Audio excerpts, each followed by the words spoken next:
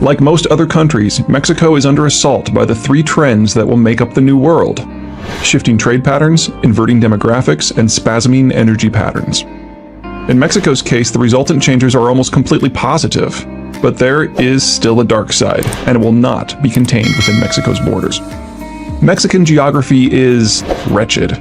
From an economic and political point of view, the country is far more fractured than even what the Canadians have had to contend with.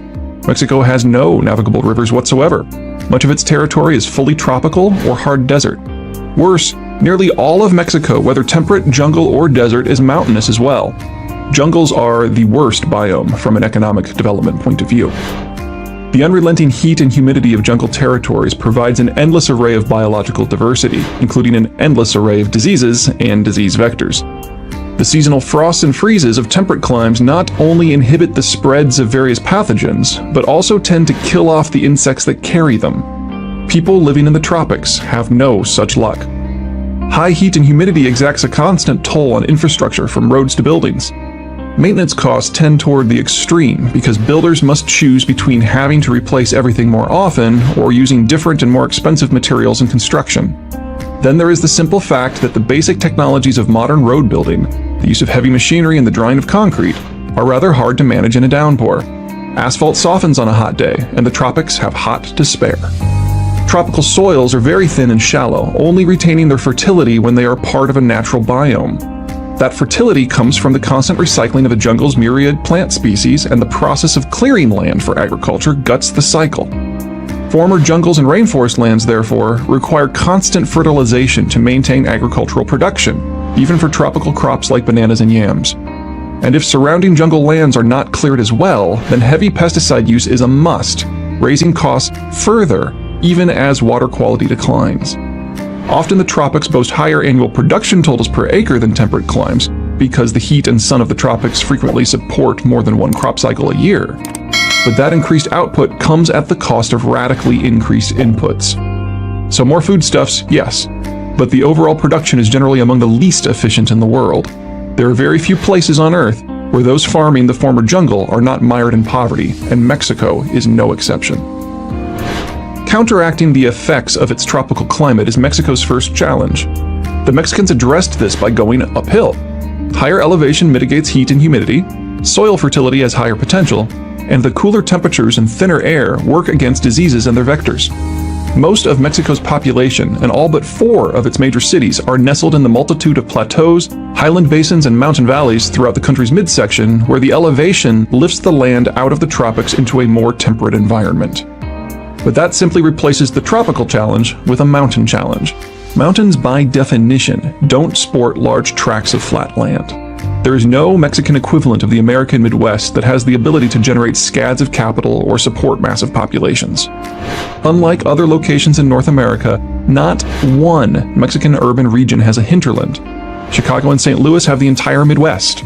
New York City, the Hudson Valley and Long Island. Orlando, all of Central Florida.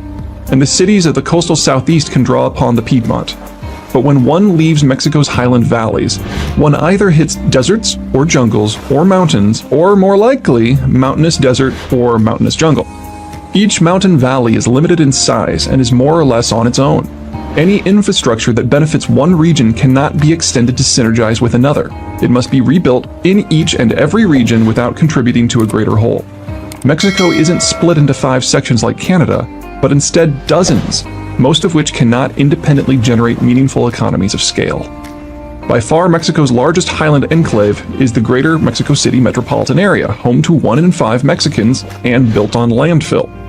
It isn't so much a good location as it is the best that the Mexican geography has on offer. Beyond Mexico City, only 10 Mexican metro areas pass the 1 million mark, break 5 million. The United States has 10. The economies of scale, abundant capital, and ease of development that the Americans take for granted and that make industrialization possible are all absent in Mexico. Transport, always the difficulty of the human condition, is more onerous in mountains than in any other terrain. Sharp elevation changes generate swift currents, meaning that not one of Mexico's rivers is navigable, naturally or otherwise. The Mexico core region of Mexico City sits at an elevation of about 8,000 feet, despite being only 200 miles inland. In comparison, Minneapolis sits at only 1/10 the elevation despite being 7 times the distance inland. Even when Mexico's disassociated regions manage to construct some local infrastructure, links between those regions require tackling topographic verticality that is painfully daunting not just to build but also to operate. Organic consumption growth is nearly impossible because what little capital there is must be dedicated to infrastructure. But even then, basic internal distribution is nearly impossible because of the extreme operating costs. It is a recipe for disconnected poverty and fractured, ineffectual government. Such difficult terrain skews what development that can happen into decidedly inegalitarian directions. In Mexico, the only people who can make a serious go are those who already have capital to spare. Those who could afford to build the expensive road and rail necessary to link a middling patch of useful land to the coast. Those who could afford to pay workers for months or even years to clear and fertilize land so that it might one day support crops. Most Mexican territory requires irrigation, further increasing the gap between those with capital and those without. Even the climate works against economic liberty. Tropical plantation crops like bananas and coffee require a great deal of capital to establish and a mammoth amount of unskilled labor throughout the crop's life cycles to tend, harvest, and ship. In comparison, temperate crops such as wheat, barley, and corn require little labor between planting and harvest, and the actual harvesting process is fairly light on labor. You can machine harvest or even scythe and thresh in pre-industrial times, a field of wheat in a very short period of time, but each bunch of bananas has to be harvested and carefully stored by hand.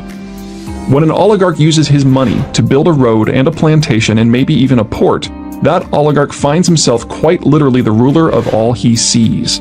He has applied his wealth to make something out of nothing, and he is well aware that no one who works for him could have possibly done the same. He has little interest in sharing his investments with anyone else, even another oligarch.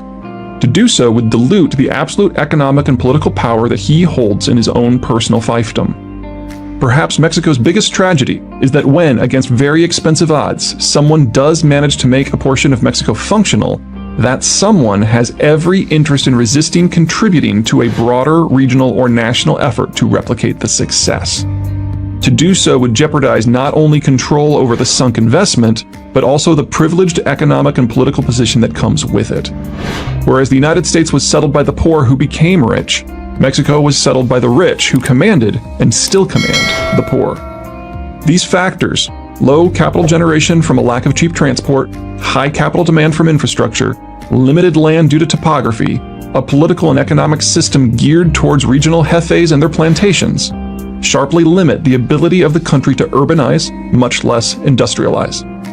Mexico's capital scarcity and extreme capital needs mean that much of the money that will be used for infrastructure development will have to come from foreign sources. And in a quick logic chain threading from geography to population patterns to transport needs to debt markets, you now understand how Mexico's regular bouts of debt crisis are both endemic and inevitable.